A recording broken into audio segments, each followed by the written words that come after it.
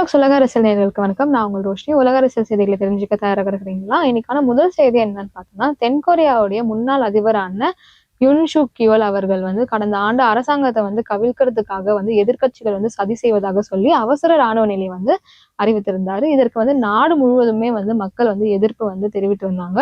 அது இல்லாம மக்கள் இவர் பதவியில இருந்து நீக்கம் செய்யப்பட வேண்டும் சொல்லிட்டுமே இவருக்கு எதிராக பேசிட்டு போராட்டம் எல்லாம் பண்ணிட்டு வந்தாங்க. அதன் பிறகு இவர் அவருடைய பதவியில இருந்துமே நீக்கம் செய்யப்பட்டாரு. அது இல்லாம அவசர ராணுவ நிலை இவர் அறிவித்ததற்காக அரசியலமைப்பு கோர்ட்ல இவர் மேல வழக்குமே தொடங்கப்பட்டது. அது இல்லாம இவர் விசாரணைக்கு முதல்ல கூப்பிட்டு இருந்ததுக்கு அப்புறம் இவர் சிறையில அடைத்தாங்க. அது இல்லாம சிறையில இருந்து இவர் விடுதலையுமே ஆகி வெளியே வந்தார்.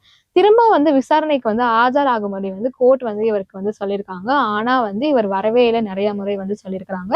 இதுதான் கடைசி தடவையா நாங்க உங்களை கூப்பிடுவோம் சொல்லியிருக்கிறாங்க. அப்படி நீங்க வரலன்னா கோர்ட் உங்க மேல ரொம்ப பெரிய ஆக்ஷன் எடுப்பாங்கன்னு சொல்லிட்டு கோர்ட் இப்போ உத்தரவிட்டு இருக்காங்க.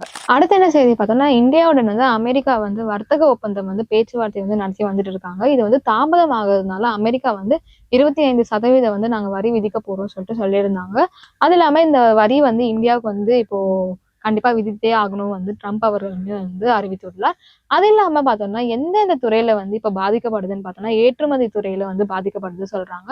அது இல்லாம ஸ்மார்ட் போன்கள் இருக்கட்டும், உணவுப் பொருட்கள் இருக்கட்டும், கடல் உணவுப் பொருட்கள், அது இல்லாம அமெரிக்காவுக்கு இந்தியால இருந்து வாகன உதவி பாகங்கள் ஏற்றுமதி செய்யறாங்க. அதுல $2.2 மில்லியன் அளவுக்கு பாதிக்கப்படுதுன்னு வர சொல்லிட்டு வந்துட்டு இருக்காங்க.